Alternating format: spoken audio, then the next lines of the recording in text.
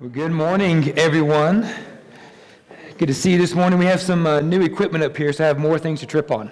So this is going to be nice. But we have a kind of a full band today, and so we've got some extra instruments, extra mics, and so I'm going to stand off to the side a little bit. That way, I just don't knock anything over I'm not supposed to. Well, my name is Dustin, pastor here at Hope Church. Thanks for joining us either in person or online. Yes, Nokomis, I was introducing myself to you, though I've known you for like 8 years. That's why I said my name, just in case you forgot. But if you're joining us on Zoom, welcome as well. We're trying out a little bit different technology setup, and so hopefully the image is a little bit clearer for you, and hopefully all the technology will work okay today. We do have a few special guests today. So baby Zeke is here this morning. Hello, baby Zeke. It's like a little Simba moment there, kind of holding him up. We need to do that in a church service. And then James as well. James is a new friend of mine, so welcome, James. Good to meet you. James is a student at seminary that Nokomis is at, and that Beth and Caleb and CCLI have graduated from, where Craig is at. So we have a lot of connections. So James and I got to meet this past week, so welcome this morning. Well, if you're new with us, if you're here in person new with us, you'll see either at the table or on the road, there is a Connect card, just a way for us to get to know you, answer some questions you may have. If you're joining online, you can access our worship guide there. It is on our website. If you go to the worship tab and hit the worship guide button there, it'll open up the worship guide for you. It has everything you need for today. But if you're new with us, there is an online Connect card there as well. And so that way we can get to know you, and after the end of the service, especially if you're here in person, you can fill out that card, bring it back to the back table where I'll be standing, and we have just a free gift for you just to say thanks for joining us in worship today. It's a little notebook, but it comes with a lasagna delivered later. So that's why you really want to fill out that card and come back. You get a lasagna, and I've heard they're pretty tasty. Anyways, I've never had one, but I heard they're pretty tasty. Well, let's go ahead and pray, and then we'll continue on with our service. God, thank you for just this time where we can join together and worship you. Thank you for your love to us and your love for us. Thank you for just the reminders that we've been looking at these last few weeks about how to just better establish healthier rhythms in our life. And so, God, I pray you'll continue to speak through us in this sermon series and in what we do today. We pray for when we open up your word, when we sing to you, when we do communion, all these different things we do as part of our worship service. God, we ultimately want it to be pleasing to you. We want this to be not about us, but about you. And so, God, I ask that you just prepare our hearts now. Whatever business happened this morning or over the weekend, whether we feel rushed or relaxed, whether we had a lot of sleep last night or not a lot of sleep last night, God, help us to focus our attention and our hearts on you this morning. And we give you all the glory and praise. We ask this in your powerful and precious name, Jesus Christ. Amen. We're going to ask the worship team to come on up, and they're going to lead us in our first song.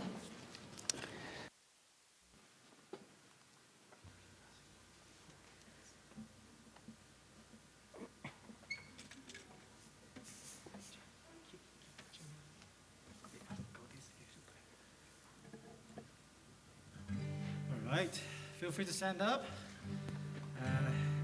It's okay to sit down, it's your freedom, but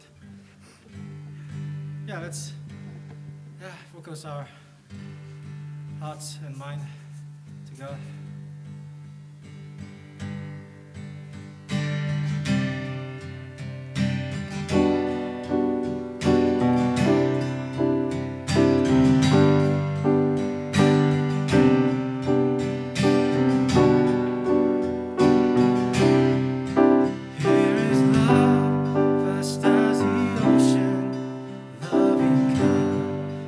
As a flood, when the Prince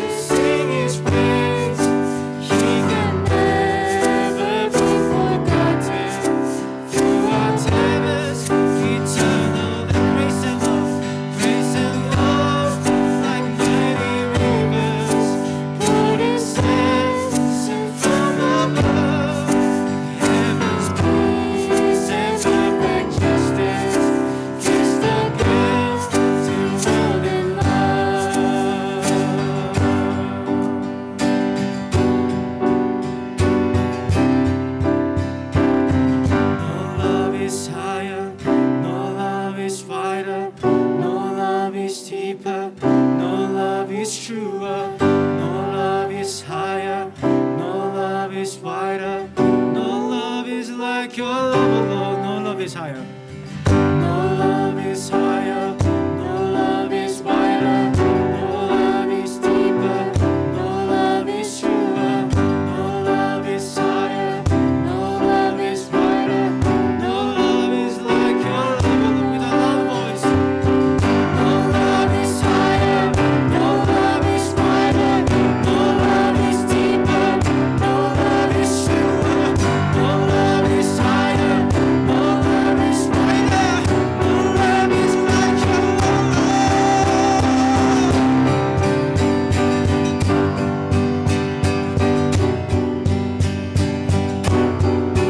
Who is love will not remember, who can cease to sing his praise.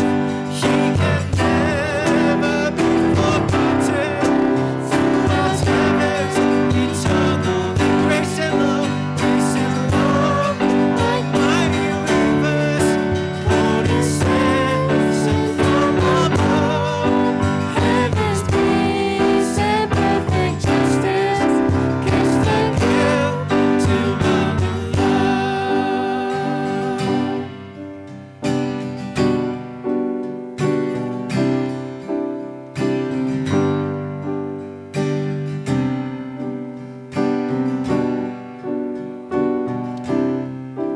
Here is love, vast as the ocean, loving kindness as a flood. When the Prince of Life our ransom shall for us His precious blood. Who is love with our voice? Who is love will not remember, who can cease to sing His praise. He can never be forgotten throughout heaven's eternal days. Yes, Lord. We can never forget. We can never forget who you are and your love, grace, and mercy for us.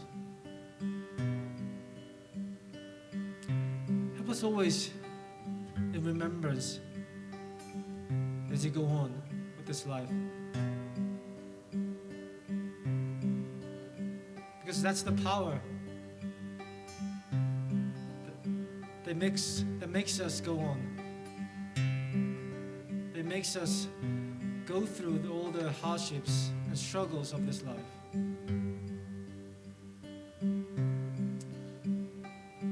Through your word today, help us to learn and understand the importance of remembering everything you have done for us. And help us to be in awe of what you have done for us.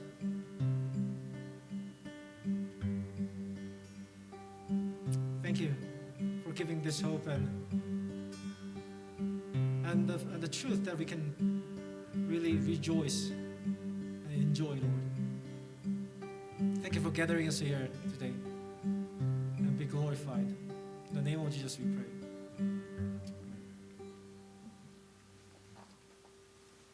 David is reading the scripture.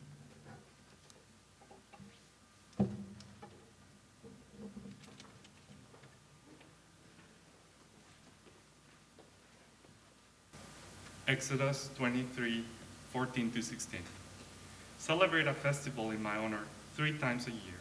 Observe the festival of unleavened bread. As I commanded you, you are to eat unleavened bread for 7 days at the appointed time in the month of Abib, because you came out of Egypt in that month. No one is to appear before me empty-handed. Also, observe the festival of harvest with the first fruits of your produce from what you sow in the field. And observe the festivals of ingathering at the end of the year, where you gather your produce from the field. Thank you, David and Luciana, for reading for us this morning. Just want to slide this Emma, I apologize now if I don't put it back where it belongs, because I probably will forget. So,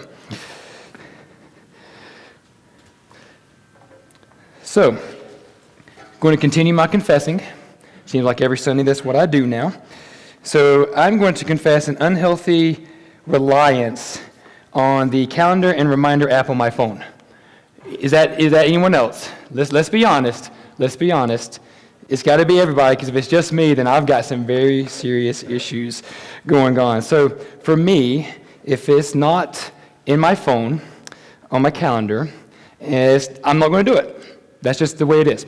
If my phone doesn't let me know in an hour to be somewhere, to be at a meeting, to be on a call, to brush my teeth, whatever it is, it probably won't happen.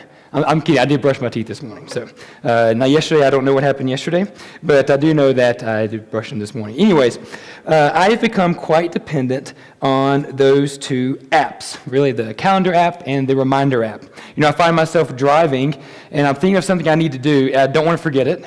So I'm very prone, like, hey Siri, remind me to answer C-Sung's email in an hour. Or remind me to check the tire pressure on the church trailer in 3 days. I mean, because it comes to my mind, and if I don't have Siri on my phone working with me as my administrative assistant, things just simply aren't going to happen. And then you can talk to my wife. I'm confessing forgetfulness is what I'm getting to. Jill will send me to the store. She'll say, hey, can you go and get something? And I'll go to the store, and she'll have a list of 7 things. And it should be easy to remember. It's just 7.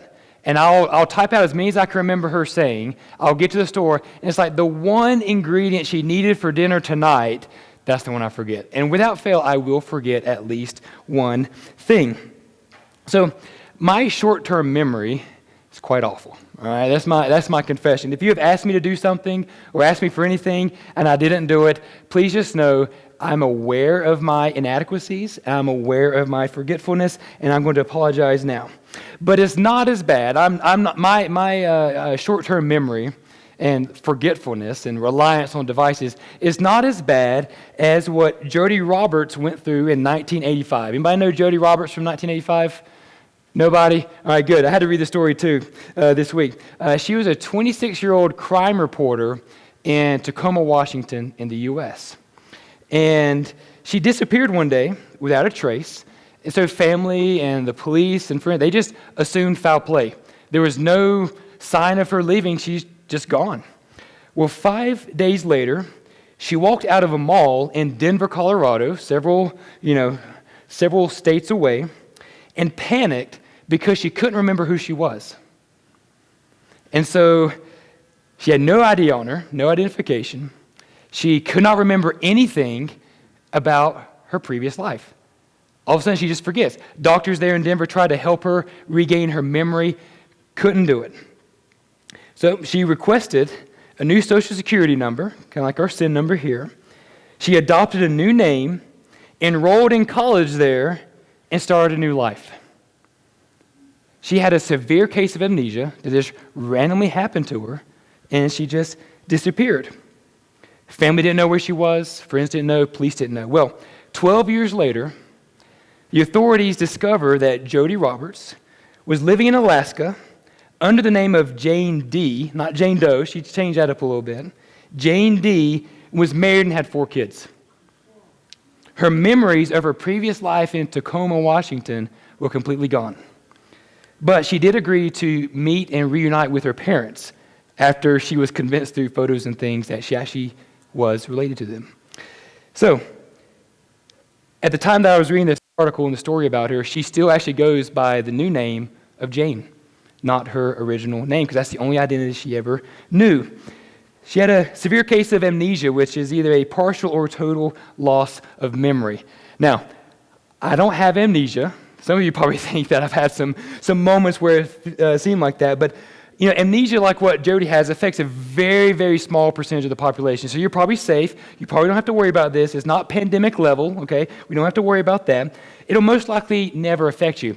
But I think there is another type of amnesia that if you're like me, you probably suffer with or deal with at some point. I think we often have spiritual amnesia. We tend to forget things that God does for us. We tend to forget with all that's happening in our world, constant stream of information from television, social media, things we read, conversation. There's always new information coming into our heads. I mean, those of you who know me, I like to look at and read random articles about the most random things so that when I'm in random conversations, I seem smart. Because I can just throw in a fact that no one else knows because I saw it on an article very randomly. That's just me. But it's this feed, this constant drip of new information, new things coming to our head. And I think sometimes, as we've been talking about, we kind of get so busy, so caught up in some of these new information bits that we kind of forget some things on a spiritual level. We talked 2 weeks ago, sometimes we just forget that we need to spend a daily time with God. We get into the rush of our day, and that's just the last thing we thought about was having a time of reset with God, where we spend time in personal worship with Him. Or maybe like last week, we may not forget that we need to take a day off each week to Sabbath, but we don't practice it. We forget how important it is. We forget how essential it is. And so we get so forgetful of God's goodness to us, even in our past.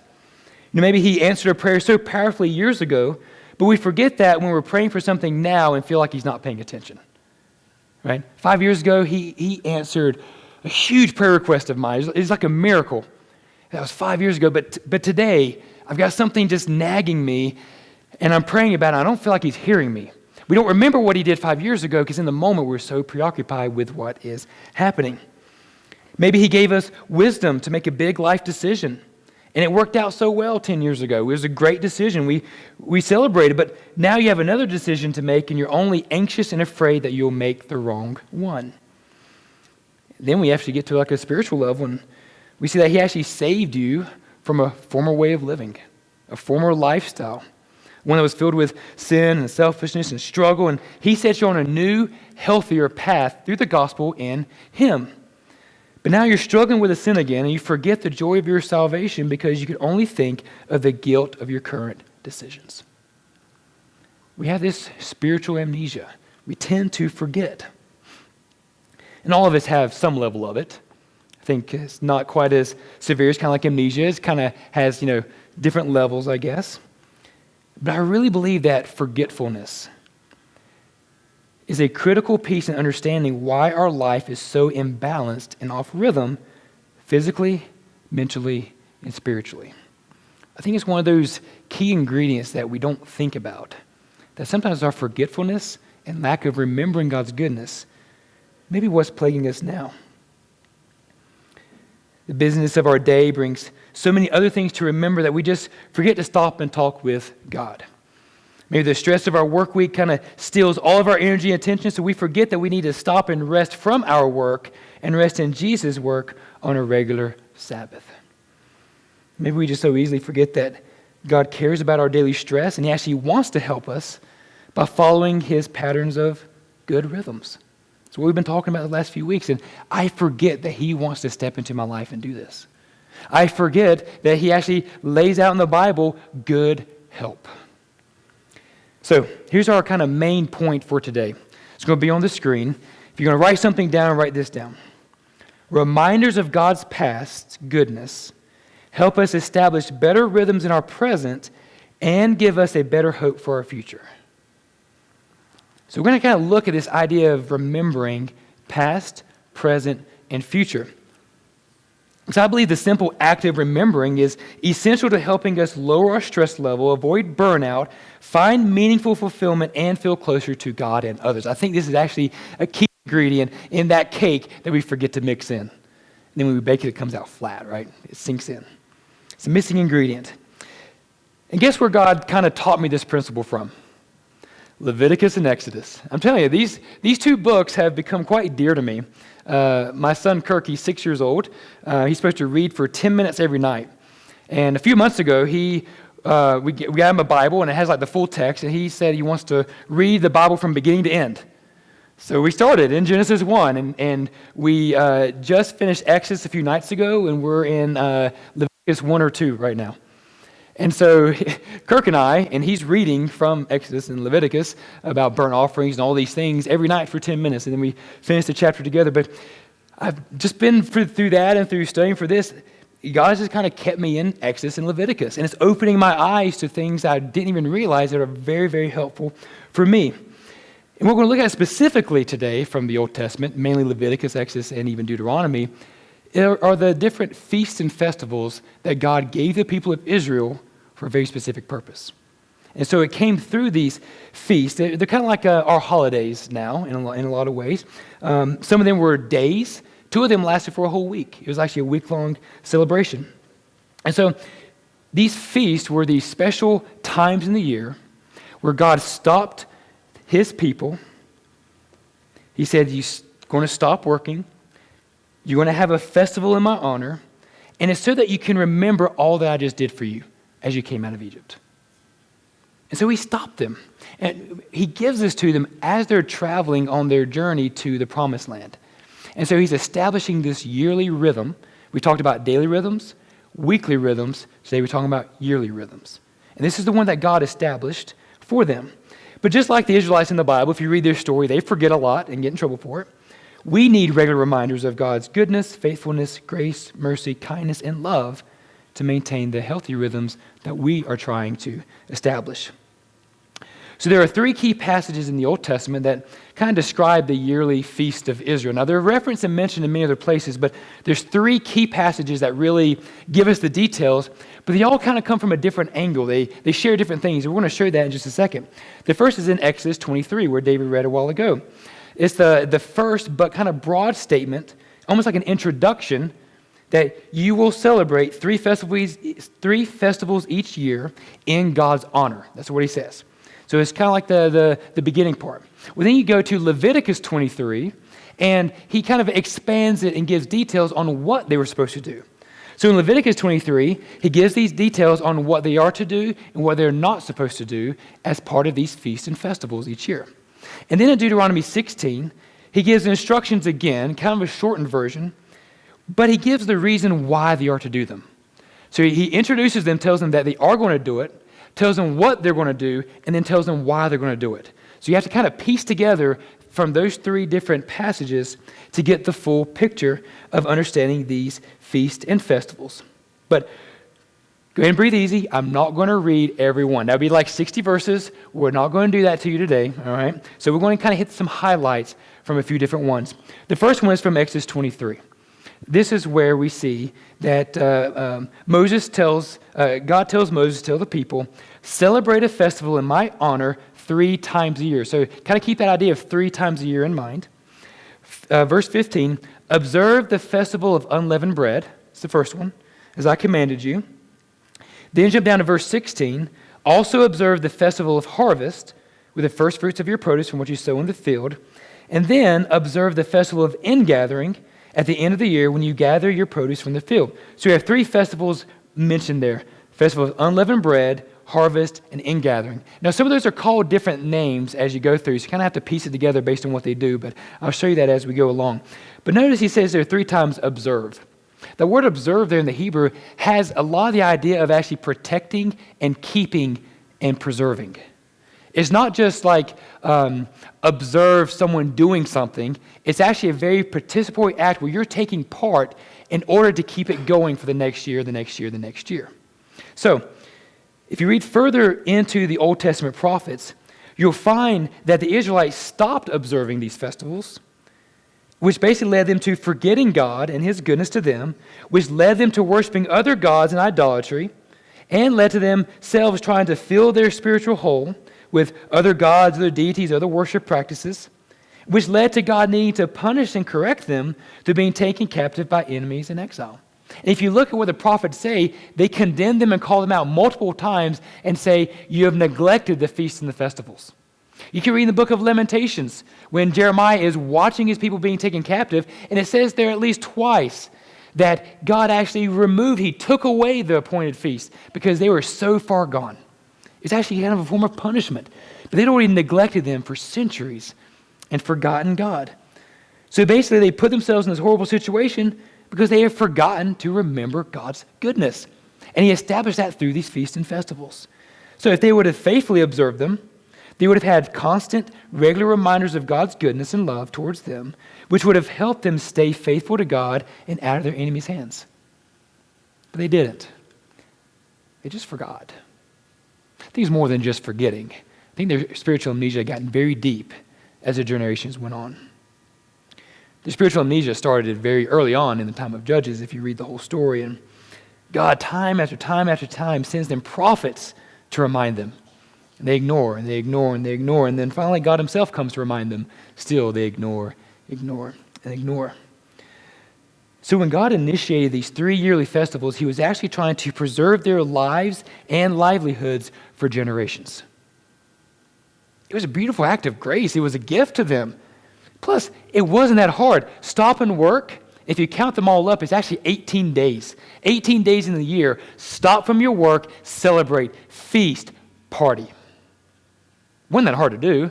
Sounds kind of fun to me. I would love to have 18 days in the year where I do that. I don't think I take 18. Well, I did this past October. I did take 18 straight days because I didn't before, and they got me in trouble. Anyways, so there's a graphic I want to show you on the screen. And I kind of want to show this to kind of show remember he said there were 3 festivals, and there's actually 7 total feasts or festivals in the Old Testament. Purim is actually added later in the time of Esther, which is almost 1,000 years after what we read in the Exodus. But first you have, starting in the spring, Passover and the Festival of Unleavened Bread. Remember Passover, that was the 10th plague in Egypt. The second period was later in the spring at Pentecost, the Festival of Harvest. It was 50 days after Passover. And so when you count that out, you get 7 weeks, 49 days, and you wait till the Sabbath, and you start the Festival of Harvest. So that was kind of like later spring. And then the third one, these are kind of grouped together. The Festival of Shelters, Day of Atonement, and the Festival of Trumpets. They're all in the same month. They're within a 3-week time period. Trumpets is kind of like their new year. Day of Atonement was a special one-day thing you read about in Leviticus 16. And then the Festival of Shelters was a week long. So you see here, the 2 of the big brackets, those lasted for a week. Those were 7 days that they had this festival. The others are kind of one-day things, and then you have the Festival of Shelters. So if you add all these together, 18 days, they were commanded to stop and worship. So in Leviticus 23, which we read a few weeks ago to start this, it shows us how they were to celebrate these festivals. Now, he goes into detail in Leviticus 23 of each of those things. All right? He says, here's Passover, here's what you're supposed to do, here's the type of sacrifice. He goes into grave detail. We're not going to do that now, though I think at some point in the future we are going to, as a church, look at those more in depth because they actually all point us to Jesus, which we're going to talk about in a little bit. But remember in Leviticus 23, I just want to read the first 2 verses for a reminder's sake. This is Leviticus 23, the first 2 verses. The Lord spoke to Moses, "Speak to the Israelites and tell them, these are my appointed times, the times of the Lord that you will proclaim as sacred assemblies." Remember, we talked about sacred and appointed at the very beginning. Sacred is from God, it's holy, and appointed is on his calendar, he expects it to happen. And then, starting in verse 3, he talks about the Sabbath, and in verse 4, and going forward, he talks about the other festivals.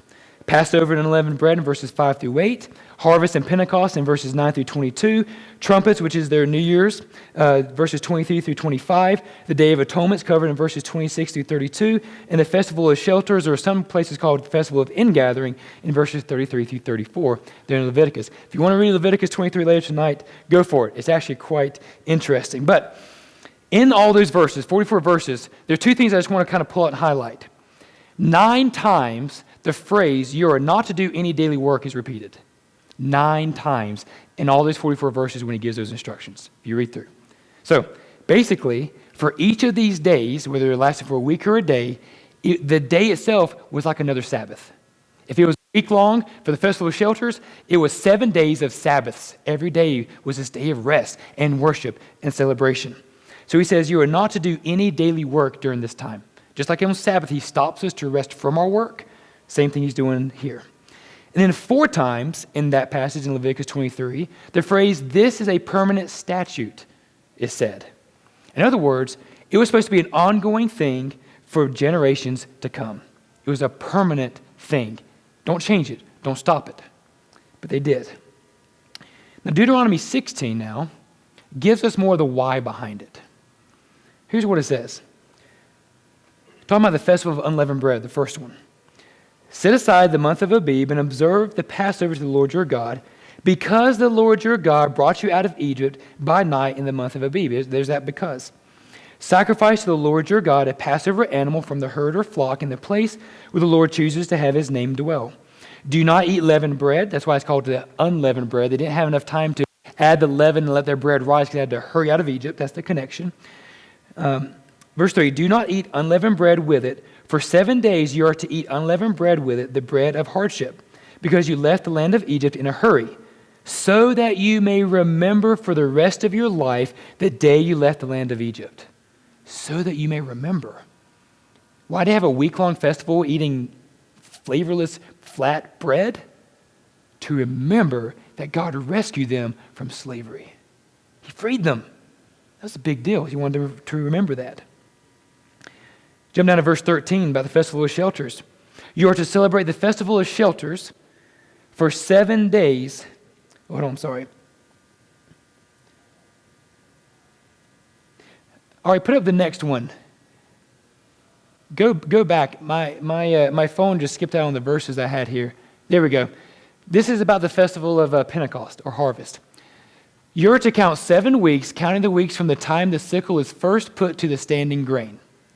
You're to celebrate the festival of weeks to the Lord your God with a freewill offering that you give in proportion to how the Lord your God has blessed you. Rejoice before the Lord your God in the place where he chooses to have his name dwell, you, your son, your daughter, your male and female slave, the Levite within your city gates, as well as the resident alien, the fatherless, and the widow among you. Everyone, no matter her status, gets to take part in this. Verse 12. Remember that you were slaves in Egypt. Carefully follow these statutes. There's the word remember again. And now we jump to verse 13, which my screen decides to show me. You are to celebrate the festival of shelters, the last one that's in the fall, for 7 days when you have gathered in everything from your threshing floor and winepress. Rejoice during your festival.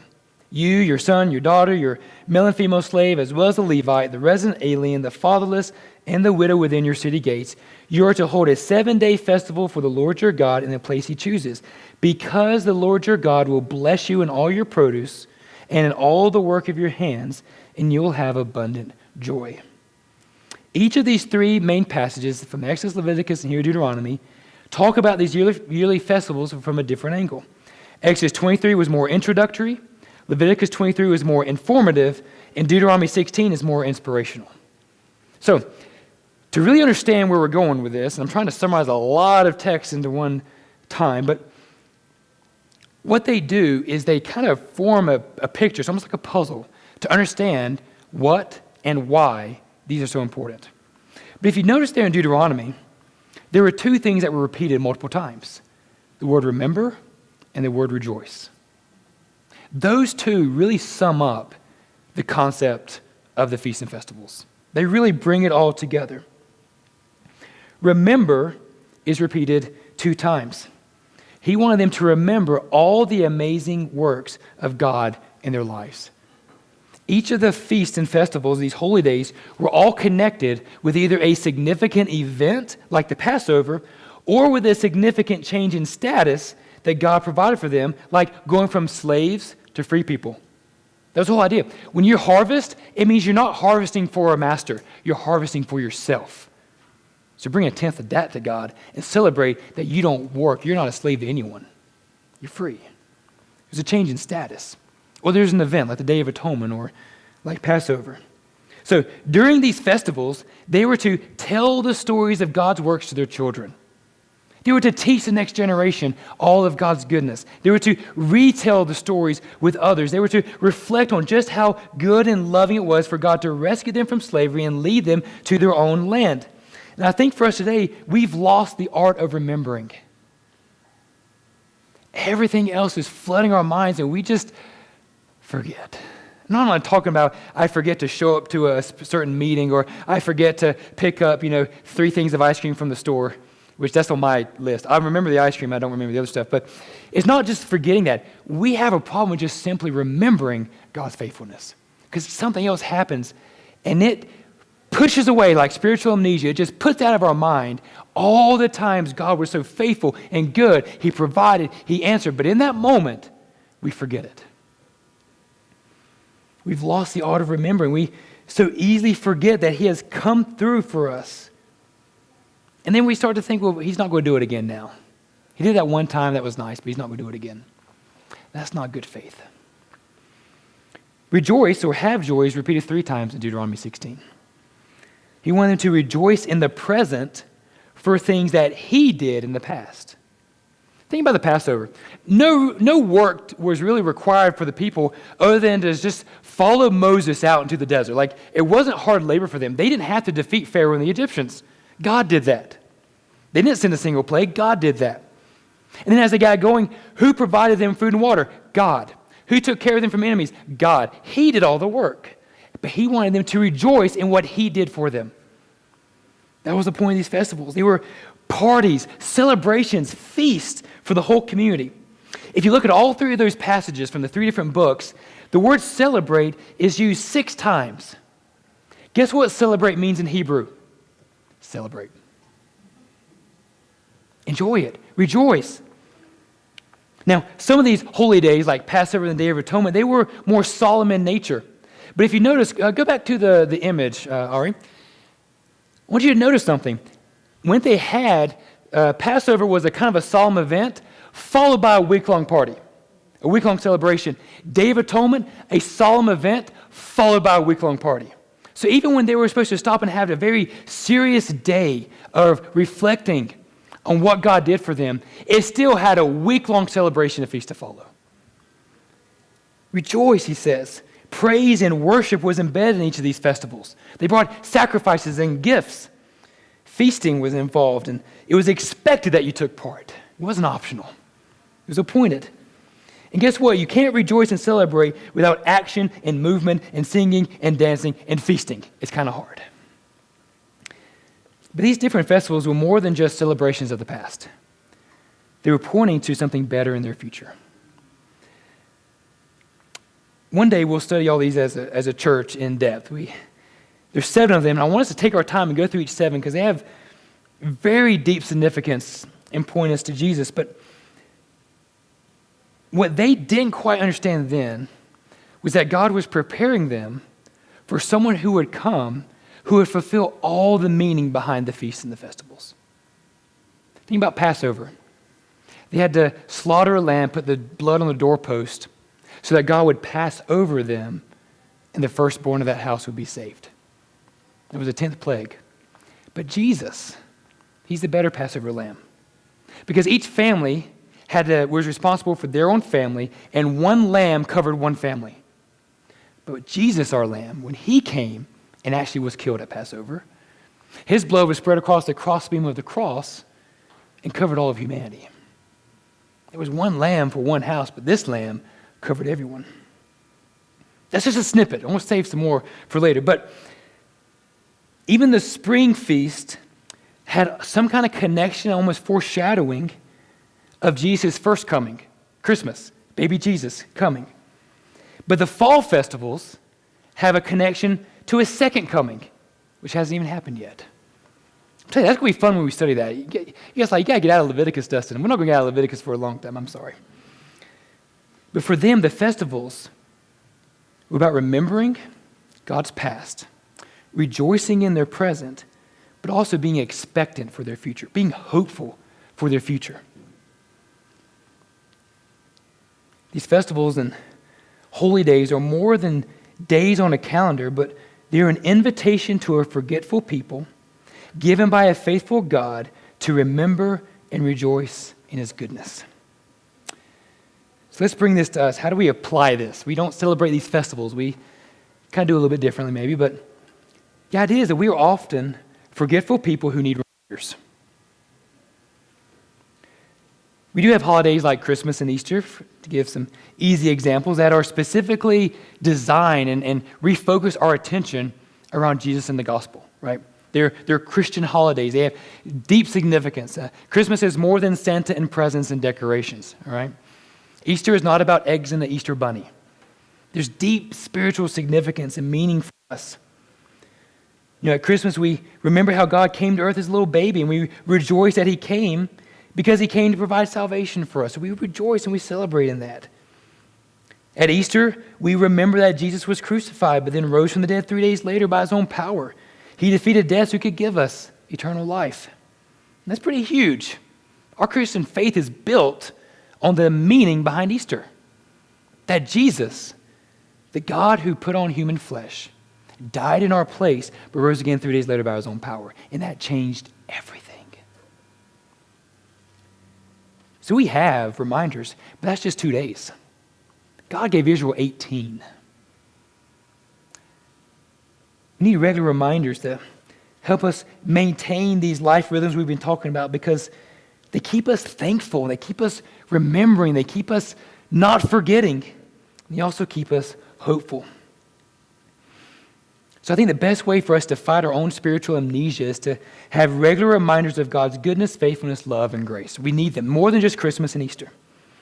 So during this Christmas season, don't get so caught up in the business of it all that you forget to sit around with your family and discuss the amazing miracle of the incarnation. The amazing miracle that God put on human flesh and dwelt among us. That's a miracle. And he did that for us.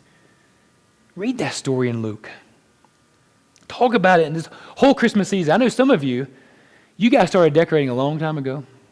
You're like, no, I don't pass out Halloween candy. I pass out Christmas cookies at Halloween. That's what you do. You started Christmas back in September. I know some of you are like that. No matter what time you started decorating for Christmas or getting ready, whether you did it November 1st or you're going to start doing it December 24th, it doesn't really matter, but this is a season of remembering. So treat it like that. Remember the reason we celebrate Christmas. Have fun with the holiday, do gifts, put up decorations, but know that part of the rejoicing is just simply enjoying it and remembering the meaning behind it. So let's take an action step for today.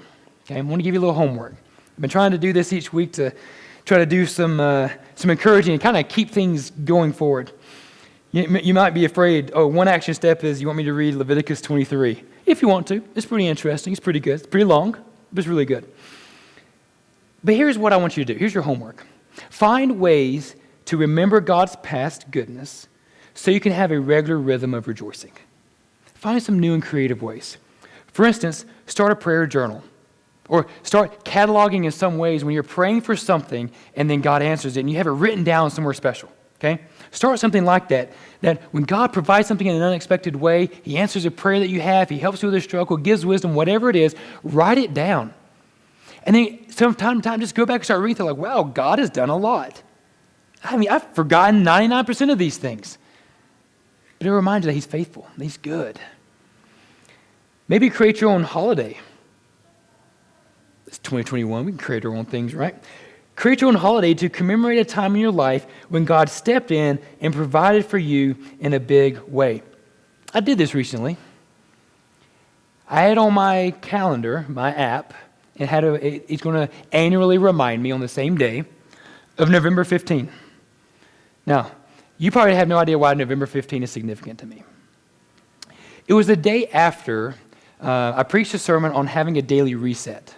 It was the rhythm of morning and evening and how God uses that rhythm to reset us each day. And so that morning, on Monday morning, something I haven't really shared broadly with the church, but our church finances were heading in a very bad direction.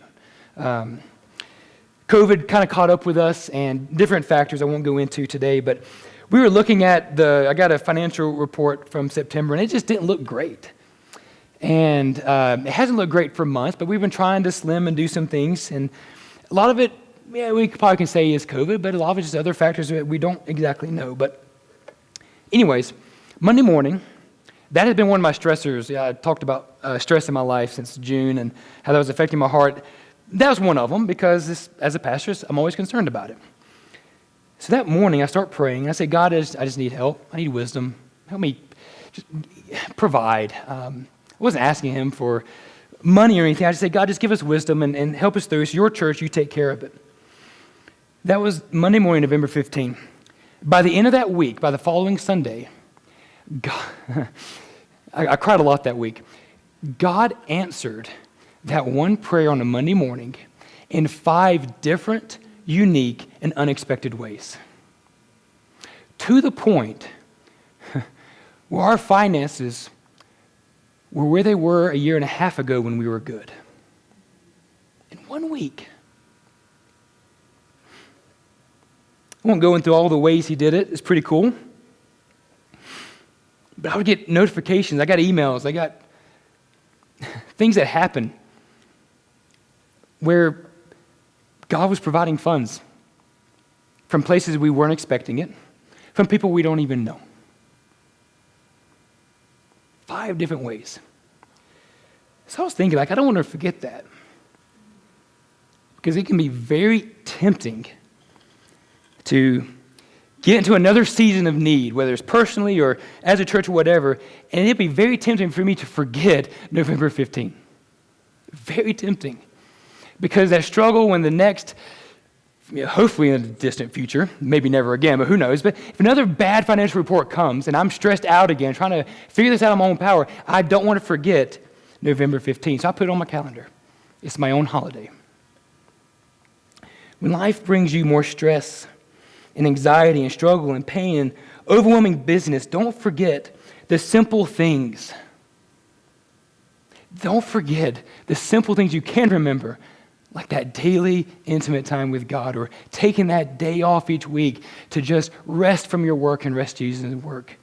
Remember the holidays not the holidays that were established in the Old Testament for them, but remember the days that we have now, the seasons, where they're on the statutory calendar for Canada or not. Remember those times. But think about what's the significance behind them. On those days, in those times, whenever you need it, stop what you're doing and remind yourself of when God showed you his love and goodness. And as you start to remember that moment, start rejoicing. If you're like me, you just cry, because I just cry. I had forgotten this. I'd forgotten God's goodness so many months ago.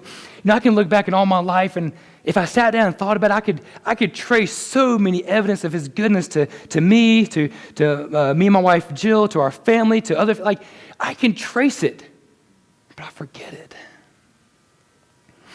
I wasn't remembering all the acts of gracious love God gave me. I wasn't rejoicing in his past goodness to me. I wasn't even very hopeful for the future. I was so focused on me and my pitiful state, my stress, my issues, and all that. But God stopped me from my work. Just like he did the people who say, you are not to do any daily work. 9 times. He reminded them more to stop working than to celebrate and rejoice. I think that's key for us. He stopped me from my work, and I finally had time to remember and rejoice, but I had to stop. It was so good. Reminders of God's past goodness help us establish better rhythms in our present, and they give us a better hope for our future. Ask the worship team to come on up. We're getting ready to do communion. We do communion every Sunday here at Hope Church, and today, communion, believe it or not, is a reminder.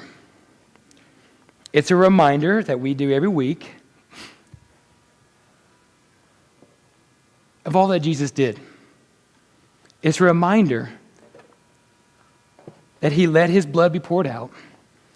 It's a reminder that his body was broken so we could be saved. So when you take communion right now, we do this every week because we need reminders of the gospel.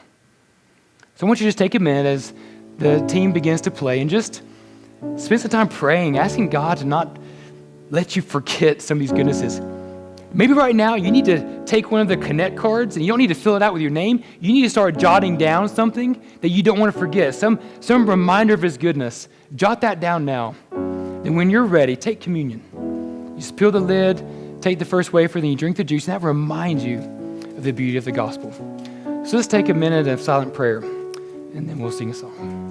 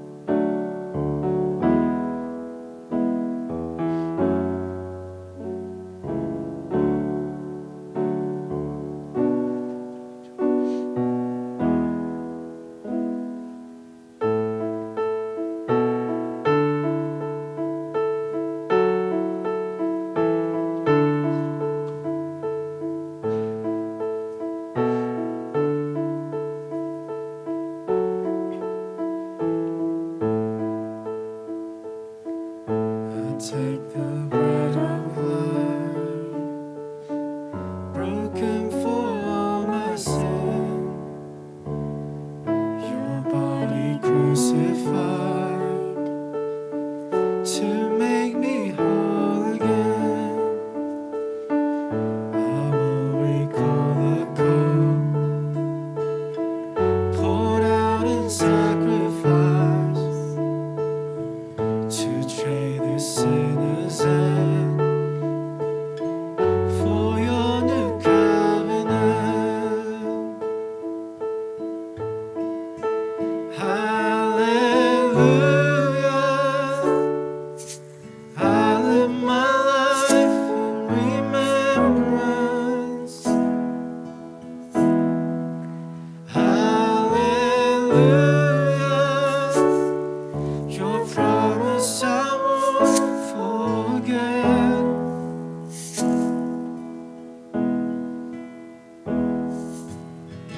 I walk salvation's road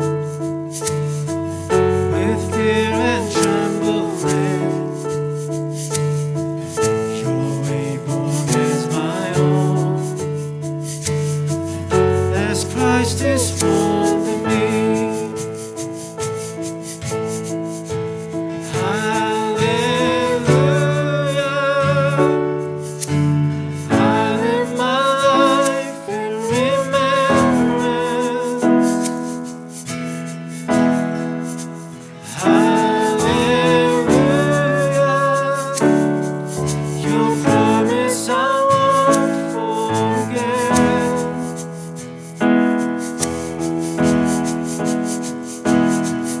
If ever I should lose my way, if ever I deny your grace, remind me of the price you paid. Hallelujah, I live in remembrance.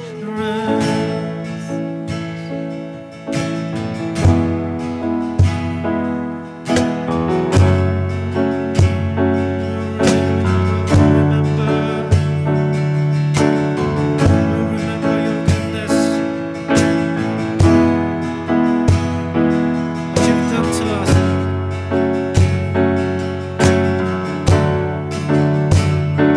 You've been so, so good to me.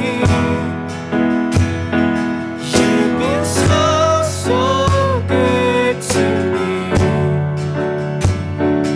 Oh, to think where I would be if not for you, if not for you. Sing, you've been so, so, you've been so, so good to me. You've been so, so good to me.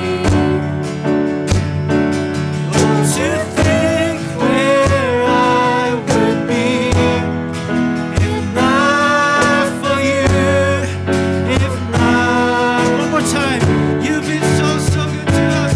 You've been so, so good to me. Oh, you've been so, so good to me. Oh, to think where I would be if not for you, if not for you. As far as light streets from the depths, as far as the seas from the west, so far your grace has carried me. Until I see you face to face, until at last I won my race, remind me you're not finished yet. Sing, as far as high streets from the depths, as far as the east from the west, so far your grace has carried me. Until I see you face to face, until at last I won my race, remind me you're not finished yet. Hallelujah.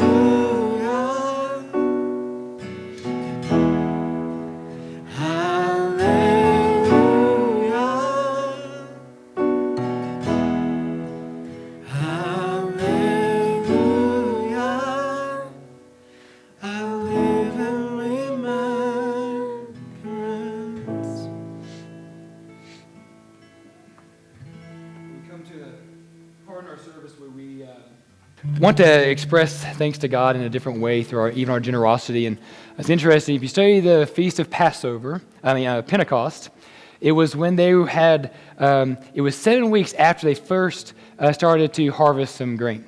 And so that's how they counted. And they were supposed to bring to the festival a tenth of their first and best produce to God.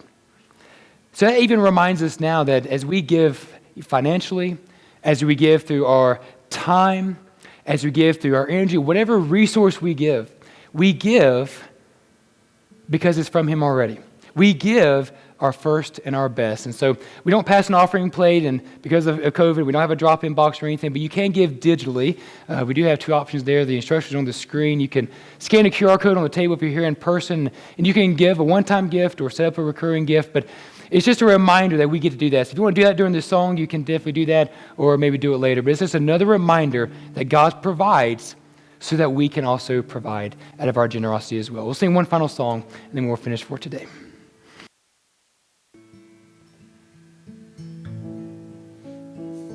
Through every changing moment, find me at your throne. In every shifting season, find this heart bowed down.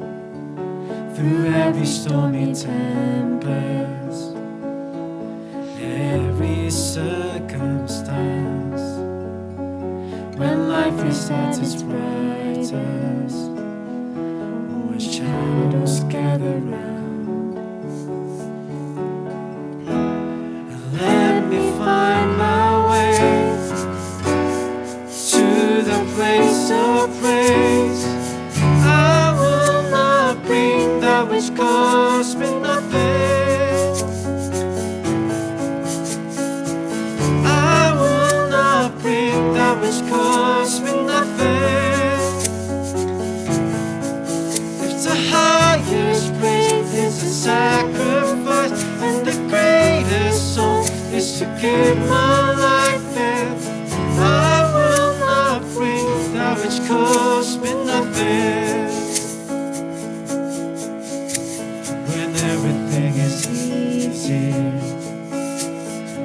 any heart can sing, but our deepest cry of worship we heard within the flame. So I'm breaking through the silence to bring this broken song, and you hear my praises rising, rising forevermore. I will not bring that which costs me nothing. I will not bring that which costs me nothing.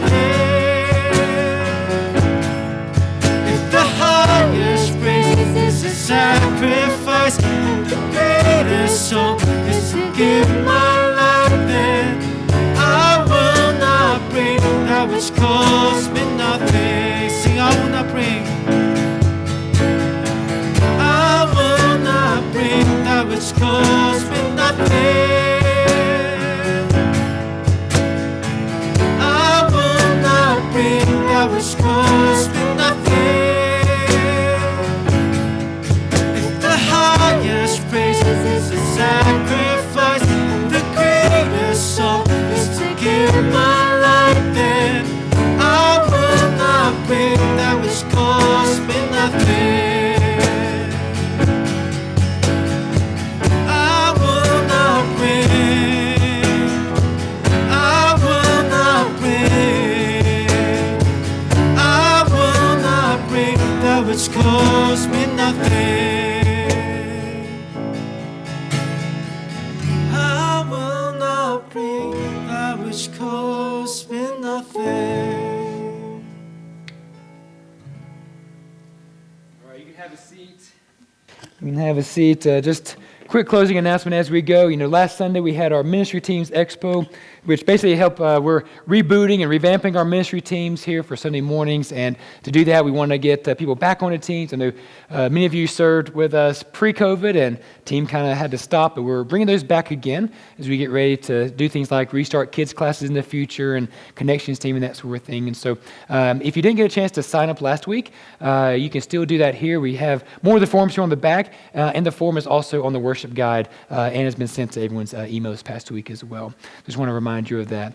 Well, as we close today, I want to read our closing verse, Romans 15:13. Now, may the God of hope fill you with all joy and peace as you believe, so you may overflow with hope by the power of the Holy Spirit. So thank you for worshiping with us today.